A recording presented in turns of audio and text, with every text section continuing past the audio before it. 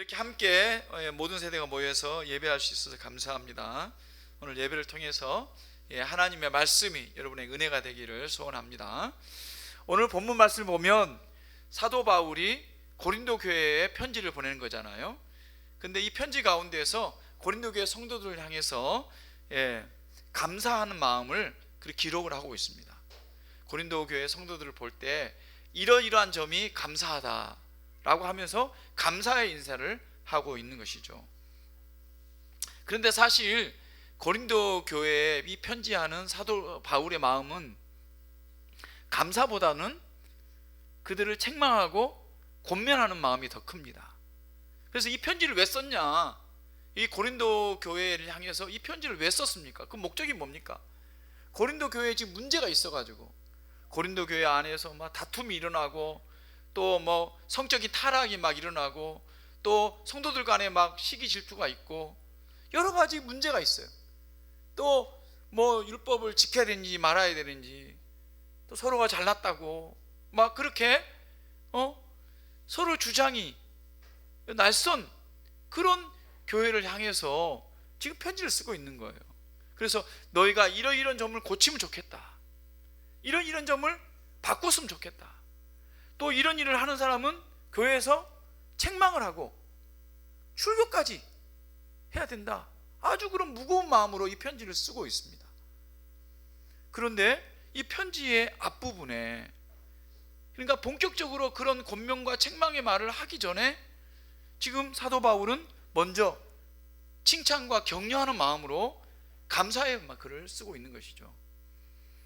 우리가 다른 사람들에게 무슨 이야기를 할 때 저 사람 좀 잘못된 점 좀 고치면 좋겠다, 그런 이야기를 할 때 어떻게 하는 게 좋겠습니까? 야, 너 이거 문제가 있잖아, 이렇게 말하는 것보다 야, 너 요즘 참 잘하고 있다, 이런 점이 참 좋은데, 참 본보기가 되고 너무 좋은데, 그런데 한 가지 이건 좀 고치면 좋겠다, 이렇게 말하는 게 훨씬 더 좀 설득력이 있잖아요. 또 그 사람들 마음을 이렇게 마음을 부드럽게 해서 그 사람이 내 이야기를 잘 들을 수 있도록 이렇게 하는 것이죠. 사도 바울은 그런 마음으로 지금 이 고린도 교회 성도들을 향해서 너희들의 이런 모습은 참 감사하다, 그렇게 먼저 이야기하는 것이죠. 그래서 고린도 교회 성도를 향한 이 사도 바울의 마음을 그들이 신뢰하고, 그래서 그들이 그 사도 바울의 권면이나 책망 때문에 낙담하지 않도록 그렇게 하기 위해서 이 감사의 인사를 하고 있는 것입니다. 오늘 저는 이 말씀을 통해서 사도 바울이 어떤 감사를 하고 있는가, 그 내용을 살펴봄으로써 은혜를 나누고자 합니다. 4절을 보면요, 그리스도 예수 안에서 너희에게 주신 하나님의 은혜로 말미암아서 내가 너희를 위하여 항상 하나님께 감사한다, 그렇게 말하고 있습니다.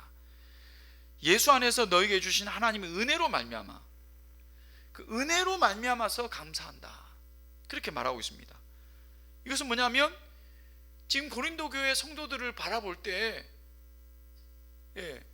감사보다는 사실은 책망하고 싶은 마음이 많아요. 그런데 감사할 수 있는 이유는 뭐냐면 고린도 교회를 향한 하나님의 은혜가 있기 때문입니다. 그것이 전제가 된 것입니다. 고린도 교회는 성도들의 모임이죠. 성도는 뭡니까? 하나님으로부터 은혜를 받아서 구원받은 백성들의 모임이잖아요. 그러니까 고린도 교회 성도들은 기본적으로 하나님의 은혜가 있는 자들입니다. 하나님의 은혜를 경험한 사람들입니다. 하나님의 은혜가 있고 하나님의 은혜를 경험한 사람들은 소망이 있죠. 왜냐하면 그 사람들이 처음부터 다 의롭고 처음부터 모든 것을 하나님 뜻에 맞게 합당한 그런 사람들이 성도가 된 것이 아니기 때문입니다. 저희들도 마찬가지죠. 저와 여러분이 착하고 하나님 뜻에 합당해서 하나님께서 우리를 불러주셔서 성도가 되게 하신 것이 아닙니다. 우리는 하나님을 알기 이전에 뭐 다른 사람들 똑같죠. 거짓말도 하고 자기 이익을 위해서 때로는 다른 사람을 이렇게 뭔가 좀 못하도록 해야 내가 이기는 거 아니겠습니까? 경쟁해서 이기기 위해서. 또 마음속에 여러 가지 또 그런 제약들이 얼마나 많습니까? 여러분, 어릴 때 한 번씩 도둑질 해보지 않은 사람이 어디 있습니까? 저도 어릴 때 생각해 보면 도둑질 몇 번 했던 것 같아요.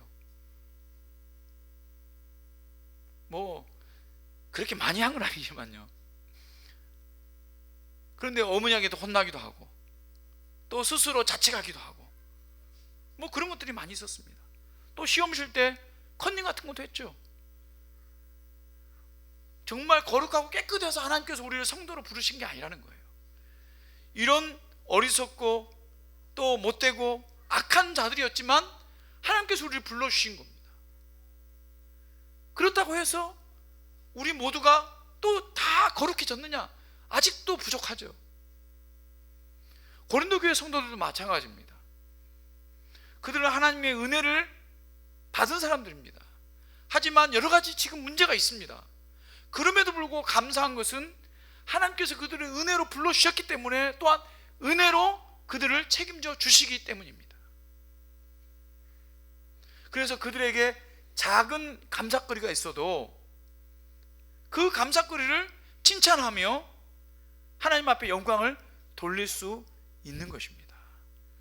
그래서 그 은혜를 바탕으로 해서 그것을 전제로 해서 이 고린도 교회 성도들을 향해서 감사를 하고 있는 것입니다. 그 첫 번째 감사가 뭡니까? 그것은 그리스도를 전파할 수 있는 온갖 언변과 지식을 풍족히 받았기 때문입니다. 특별히 언변과 지식의 풍족을 받았다, 이런 말을 하고 있습니다. 언변은 뭡니까? 말을 잘한다는 것이죠. 지식은 지식이 많다는 겁니다. 지식이 많고 말을 잘하는 사람, 고린도 교회 성도들을 보면 저 사람들은 지식이 있고 말을 참 잘하는 사람들이다, 그렇게 이야기하고 있는 것이죠. 옛날에 제가 서울에 살았습니다. 옛날에 서울에 살았다고 한다면 어릴 때 초등학교 1, 2학년 때까지 서울에 살았거든요. 서울 사람들 하면은 옛날에 친구들이 어떻게 이야기했냐면 서울 사람들은 말을 잘한다, 말을 예쁘게 하고 말도 잘하고 똑똑하다, 그런 이야기 많이 했잖아요. 그래서 이런 대한민국에 이렇게 지방에 살면 서울 사람들 내려오면 서울 사람들 그렇게 생각해요. 저 사람들 말 잘한다, 똑똑하다, 그런 이야기 했죠. 그거 제가 시골에 가니까 그렇게 생각하더라고요, 선생님이. 그리고 실제로 가서도 1등도 하고, 어릴 때요. 서울에 살면 뭔가 좀 달라요. 근데 이때 당시에 고린도는요, 헬라, 그리스죠, 헬라 지역의 중심지였습니다. 지금 같으면은 서울이죠, 서울. 우리나라의 서울 같은 그런 곳이었습니다. 그렇기 때문에 헬라 문화의 중심지였고, 그래서 여러 가지 철학을 좋아하는 사람들, 또 뭐 수사학, 논리학, 과학, 이런 것들이 그 당시에 발전했던 도시가 바로 고린도입니다. 그래서 그곳에 있는 사람들이었기 때문에 그들이 얼마나 지식이 풍부하겠습니까? 그리고 얼마나 말을 잘하겠습니까? 그래서 그것을 주신 하나님께 감사한다라고 사도 바울이 감사하고 있는 것입니다. 그래서 실제로 고린도 교회 성도들은 이 복음에 대해서 잘 알고 있었습니다. 복음의 진리에 대해서 잘 알고 있었습니다. 사도 바울이 가르치는 것을 잘 알아듣고 또 그것에 대해서 논쟁을 할 정도로 그만큼 똑똑했다는 것입니다. 그런데 문제는 뭡니까? 너무 똑똑하다 보니까 분파가 생기는 겁니다. 좀 잘 모르더라도 순종을 잘하는 사람들은 분파가 잘 생기지 않아요. 서로가 잘났다고 하지 않죠. 서로가 모르니까 그냥 누가 한마디 하면 그런갑다 하고 따라서 순종하는데, 잘난 사람들이 많으면 항상 문제가 생기죠. 그래서 지금 고린도 교회가 바울파, 아볼로파, 또 뭐 베드로파, 뭐 이런 파들이 나눠져 가지고 서로가 서로가 옳다 이렇게 분쟁이 생기는 거죠. 그리고 어떤 문제에 대해서 이걸 하면 된다 안 된다, 그것 때문에 서로 싸우고,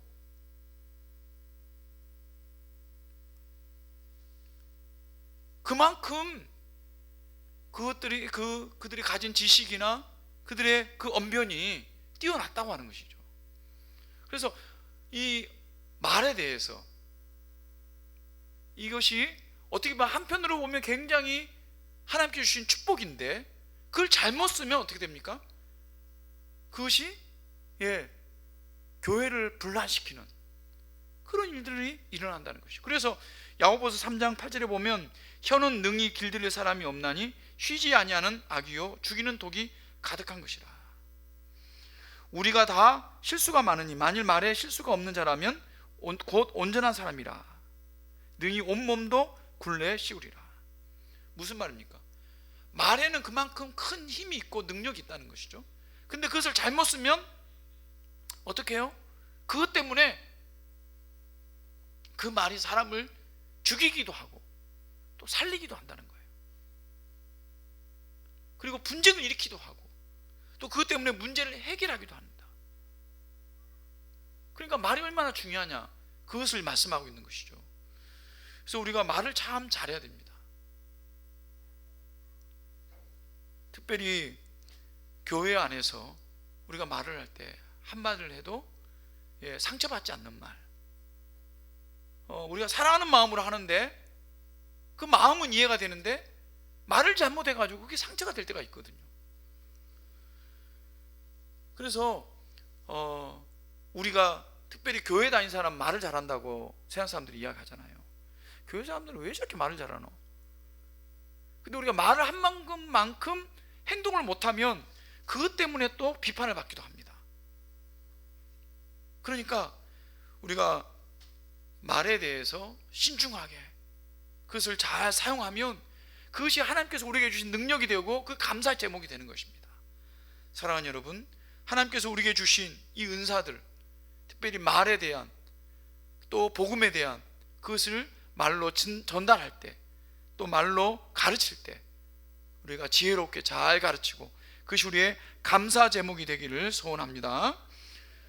두 번째로 사도 바울이 감사하는 것이 무엇이냐면 6절에 보니까 그리스도의 증거가 너희 중에 견고하게 되었다, 그렇게 말하고 있습니다.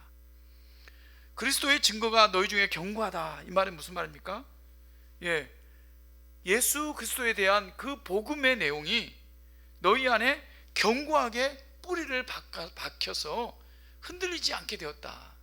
다시 말하면 복음이 견고하게 섰다는 것입니다.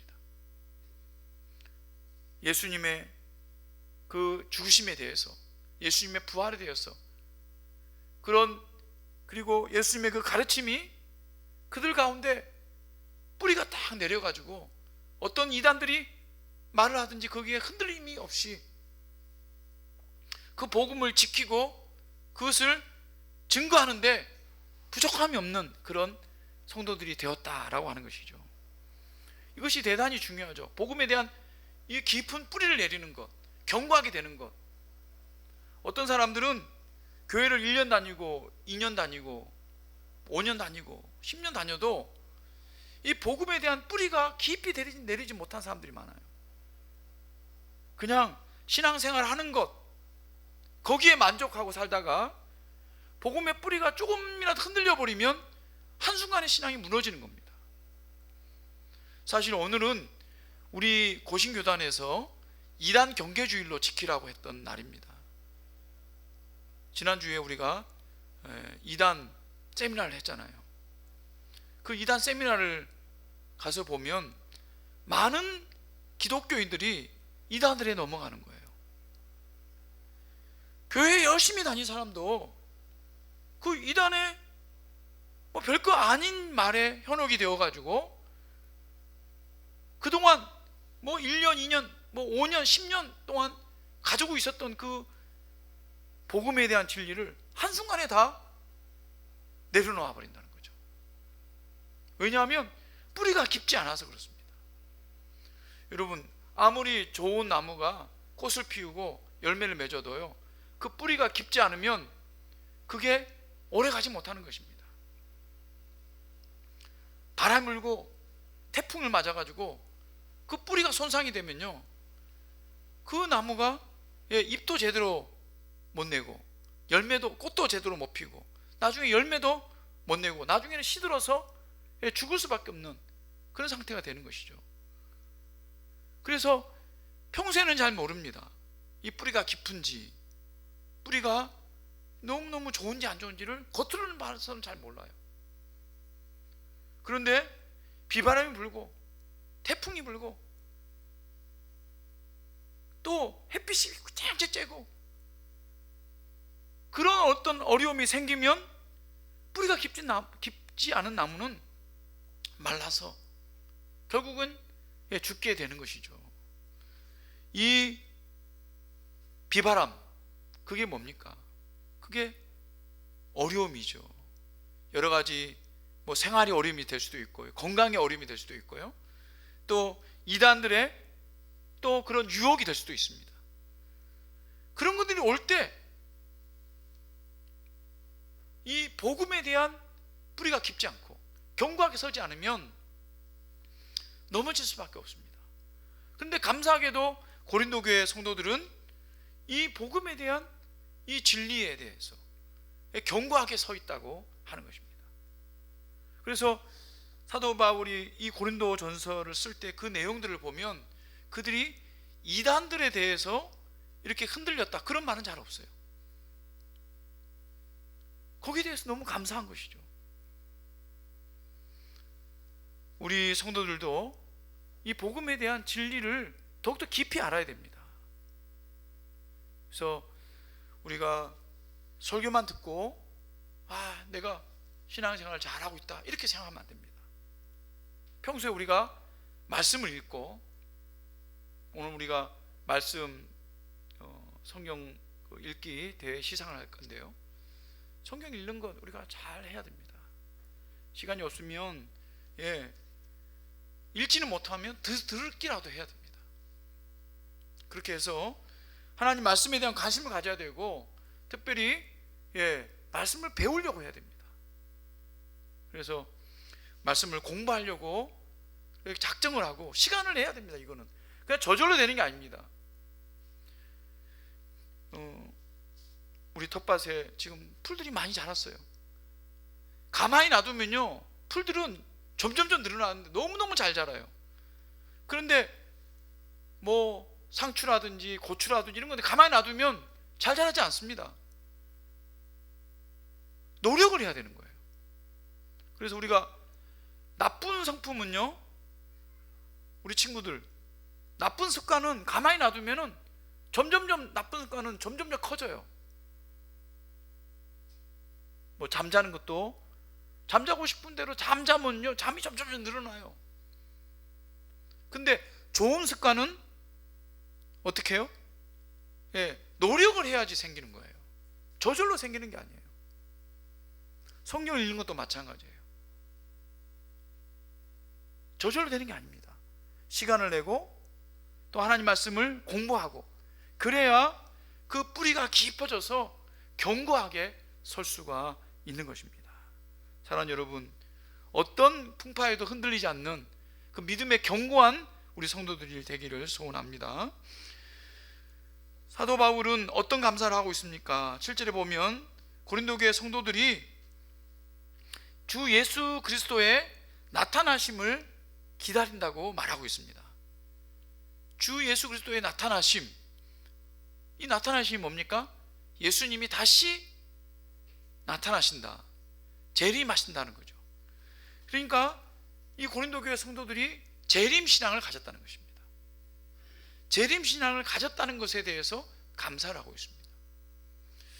마태복음 16장에 보면 예수님께서 이런 말씀했죠. 진실로 너에게 이르노니 여기 서 있는 사람 중에 죽기 전에 인자가 그 왕권을 가지고 오는 것을 볼 자들도 있느니라, 그렇게 말했습니다. 여기에 있는 중에, 여기에 서 있는 사람 중에 누굴 말합니까? 예수님의 제자들을 말하죠. 예수님의 제자들을 보면서 뭐라 하냐면, 내가 왕권을 가지고 다시 오는 것을 볼 자도 있을 것이다, 그렇게 말하고 있는 거예요. 다시 말하면 예수님께서 십자가 못 박혀 돌아가시고 부활 승천하셔서 지금 없잖아요. 땅이 없는데 예수님께서 다시 나타날 것을 볼 수 있는 사람도 있을 것이다 라는 말씀을 하셨거든요. 그러니까 그 당시에 사도들은 예수님이 곧 오실 것이다, 그런 믿음을 가진 거예요. 여러분, 만약에 아주 귀한 손님이 우리 집에 온다 그러면 여러분 어떻게 하겠습니까? 여러분이 어떤 분이 귀한 손님이에요? 어떤 분이 귀한 손님일까? 예, 뭐 김해 시장님이 귀한 손님이 될 수 있나요? 될 수 있겠죠. 만약 우리 집에 온다, 하룻밤을 묵으러 온다 그런다고 한번 생각해 봅시다. 그럼 어떻게 하겠습니까? 일단 집 청소를 먼저 하겠죠. 그리고 이불 같은 걸 준비하겠죠. 그죠? 그다음 식사 같은 것도 미리 뭘 해야 될지 준비를 할 겁니다. 온다고 한 날짜가 한 달이 남았는데도 벌써 머릿속에 그 근심 걱정부터 할 거예요. 뭘 해야 되지, 어떻게 해야 되지, 이게 준비를 하는 거죠. 그때 당시에 성도들은 예수님이 오신다는 것, 언제 오실지 모른다, 이런 생각을 가지고 있었습니다. 그렇기 때문에 준비를 한 거예요. 그러니까 이 고린도 교회 성도들도 그런 마음이 있었습니다. 그래서 더 잘 믿으려고 했던 마음이 있었어요. 그게 너무너무 귀하죠. 그래서 감사한 것입니다. 사랑하는 여러분, 우리도 이 재림신앙을 가져야 합니다. 이 재림신앙을 가진 사람은 주님 오실 날이 만약 내일이다 그러면 오늘 우리가 뭘 준비해야 되겠습니까? 청소부터 해야 되겠죠. 우리 마음에 청소부터 해야 돼요. 우리 마음에 악한 마음들 지워내고, 내 행동에 습관적으로 하고 있는 그런 나쁜 것들 끊어내고, 우리 마음가짐에, 마음속에 악한 생각들, 또 오늘 우리 새벽에도 말씀했지만 내가 지금 가진 것에 만족하고 이것만 붙잡고 살아가려고 하는 그런 마음, 그건 놔야 되겠죠. 왜냐하면 주님 오시면 이 땅에 전부 사라지는 거예요. 새로운 세상이 오는 겁니다. 그럼 내가 저축해 놓은 돈도 필요가 없어요. 내가 아껴둔 금은, 보석, 목걸이 다 필요가 없습니다. 거기에 마음을 빼앗기는 것을 하나님 나라, 천국을 향해서 우리의 마음을 드려야 되겠죠. 그게 재림신앙입니다. 주의 재림을 준비하는 백성들의 마음입니다. 그리고 예수님께서 열처녀 비유를 하셨죠. 어떤 마을에 결혼식이 있었는데 그 결혼식에 신랑이 신부 집에 오는 그 시간을 기다리는 사람들이 있었습니다. 10명의 처녀들이죠. 10명의 처녀가 신랑이 오면 그 신랑을 영접해서 신부 집으로 인도해야 하는 그런 역할을 하는 거예요. 그런데 이 10명 중에 5명은 등불을 들고 있었는데, 요즘은 등불이 아니고 플래시를 들고 있겠죠. 근데 옛날에는 플래시가 없으니까 등에다가 불을 켜가지고 등불을 들고 있었어요. 그런데 등불에는 기름이 있어야 되거든요. 그래야 불이 타니까요. 그런데 5명은 이 기름을 충분하게 준비해서 많이 준비해 놨어요. 근데 5명은 이 기름을 제대로 준비하지 않은 거예요. 기름을 조금밖에 준비 안 했어요. 신랑이 곧 올 줄 알고 조금만 준비했어요. 근데 신랑이 1시간을 기다렸는데 안 오고 2시간을 기다렸는데 안 오는 거예요. 그러다 보니까 등불이 꺼져 버리니까 5명은. 그래서 이 등불이 꺼졌으니까 기름을 또 넣으려고 이 처녀들이 그 자리를 비워버렸어요. 나머지 5 처녀들은 기름을 충분히 준비해가지고 신랑을 맞이한 거예요. 그래서 신랑을 모시고 신부 집에 들어간 겁니다. 그래서 잔치에 참여할 수가 있게 되었어요. 그런데 기름을 제대로 준비하지 않은 15명의 처녀들 어떻게 됐습니까? 그 잔치상에 들어가지 못했습니다. 우리가 이 재림, 예수님의 재림을 준비한 사람들, 그 사람들이 하나님으로부터 칭찬을 듣고 하나님의 기쁨이 되어지고 이 천국 잔치에서 하나님과 함께 이 즐거움을 누릴 수가 있는 것입니다. 사랑하는 여러분, 우리가 이 땅에 살아도 하나님의 나라, 주님의 재림 때 하나님 나라가 이 땅에 임할 것을 믿으시는 여러분 되시기 바랍니다. 그래서 그 재림을 잘 준비해야 됩니다.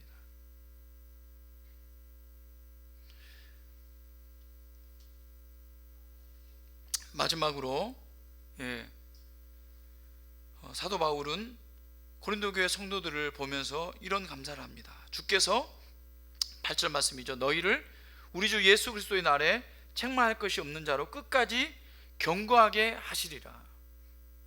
너희를 끝까지 견고하게 하실 것을 믿고 감사한다, 이렇게 말하고 있는 것입니다.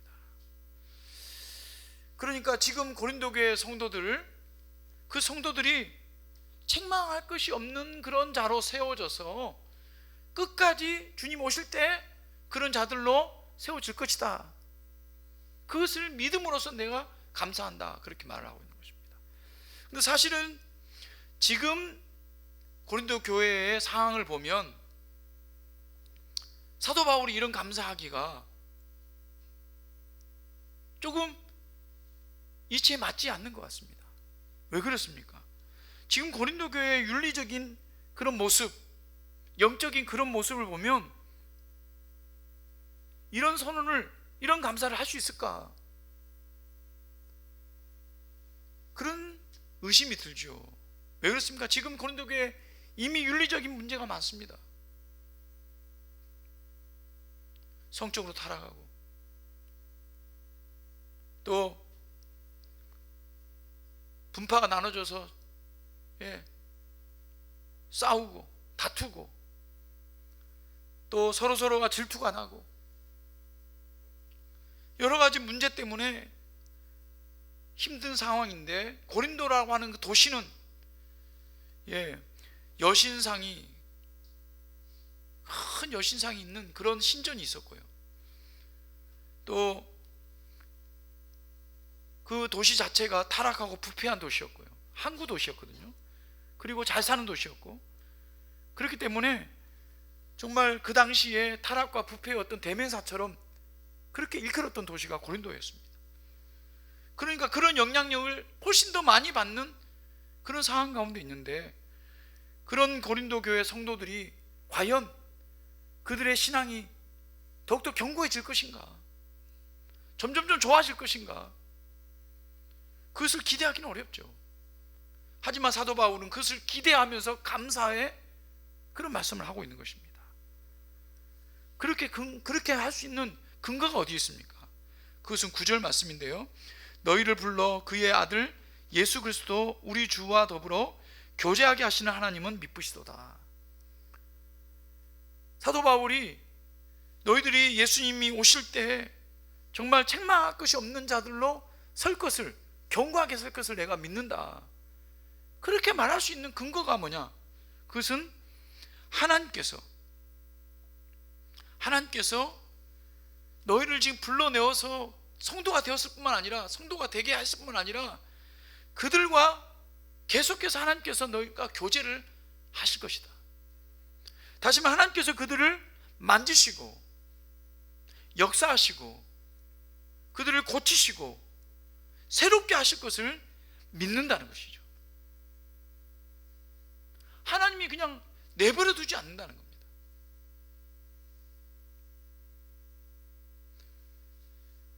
우리가 로마서 말씀을 배울 때요, 하나님께서 하시는 가장 큰 징계가 무엇이었습니까?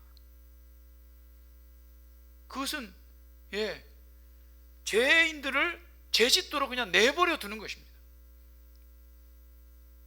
이것이 하나님께서 하시는 가장 큰 징계입니다.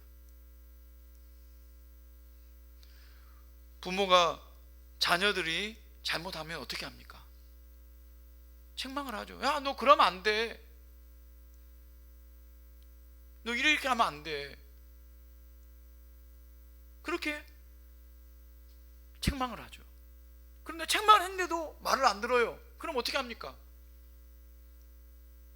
요즘 부모님들은 그렇게 잘 못하는가 봐요. 옛날 부모님들은 매를 때렸습니다. 사랑의 매를 때렸죠. 따끔하게 혼내는 겁니다. 그러면 아이들이 울면서 다시는 안 할게요 합니다. 그러면 부모가 어떻게 합니까? 아이고, 매 때리는 게 너무 마음 아파서 안아주죠. 그렇게 가르쳤습니다.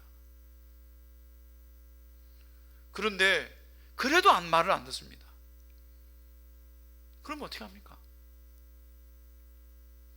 더 이상 말을 안 합니다. 그러면 아이가 어떻게 되겠습니까? 더 나쁜 길로 가게 되겠죠. 이것은 정말 안 좋은 거죠. 그래서 부모는 어떻게든 그 자식이 나이가 많건 어리건 끝까지 그 자녀를 옳은 길로 가도록 간섭을 합니다. 말을 하고 또 호되게 이야기를 하기도 하고 화를 내기도 하고 어떻게 하든 자녀가 올바른 길로 가도록 하는, 그게 부모의 마음이죠. 근데 부모가 아닌 사람은 어떻게 합니까? 한 번, 두 번 이야기하다 말을 안 들으면 네 알아서 해라, 난 모르겠다, 그냥 버려두는 거죠. 그것을 신학적으로는 유기라고 하죠. 유기, 내버려 둔다. 그러나 하나님께서는 하나님의 자녀 고린도 교회 성도들을 유기하지 않습니다. 내버려 두지 않습니다. 그들을 찾아오셔서 그들과 이야기하고 교제하고, 그래서 그들을 옳은 길로 인도하신다는 거죠. 사도 바울은 그것을 믿습니다. 하나님께서 그들과 교제한다는 거예요. 예수 그리스도 안에서 그들과 교제할 것을 믿는 거죠. 그 믿음이 있기 때문에 고린도 교회 성도들이 그 타락에서 멈추는 것이 아니라 돌아올 것을, 그리고 더 견고해질 것을 믿고 감사한 것입니다. 사랑하는 여러분, 우리 성도들의 가장 큰 축복이 무엇입니까? 그것은 하나님께서 우리와 함께 하신다는 거예요. 그리고 우리가 교제한다는 겁니다. 우리가 하나님과 교제할 수 있는 것이 가장 큰 축복이고, 그것이 우리에게는 가장 큰 능력입니다. 그것이 있는 성도는요, 하나님께서 반드시 역사해 주십니다. 그리고 변화시켜 주십니다. 그래서 하나님의 축복이 우리 가운데 임하게 되는 것입니다. 사랑하는 성도 여러분, 하나님과 교제를 날마다 누리시는 여러분 되시기 바랍니다. 하나님과 날마다 만나시는 여러분 되시기 바랍니다. 하나님의 음성을 들으시는 여러분 되시기 바랍니다. 그럴 때 우리의 감사가 하나님 앞에 온전히 올려드릴 줄로 믿습니다. 말씀을 맺겠습니다. 사도 바울은 고린도 교회를 볼 때 여러 가지 부족함이 많지만 그럼에도 불구하고 하나님 주신 은혜로 말미암아 감사의 제목들을 찾아서 그들에게 감사로 인사하고 있습니다. 우리가 부족합니다. 우리가 연약합니다. 하지만 우리가 하나님께 주신 은혜를 생각해 보면, 그것을 세어보면 감사할 제목들이 참 많습니다. 우리 자신에게도 많고요, 우리 성도 한 사람 한 사람도 많습니다. 그 감사의 기도 제목을 찾고, 그리고 그것으로 축복하고, 그런 감사가 날로 많아지는 저와 여러분 되시기를 주님으로 축원합니다.